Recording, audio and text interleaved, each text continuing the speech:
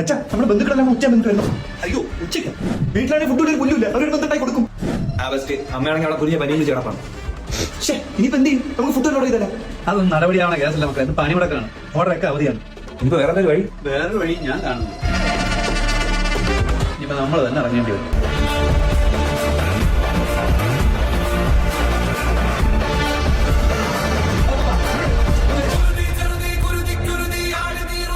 ഫ്ലോപ്പായി, അയ്യോ.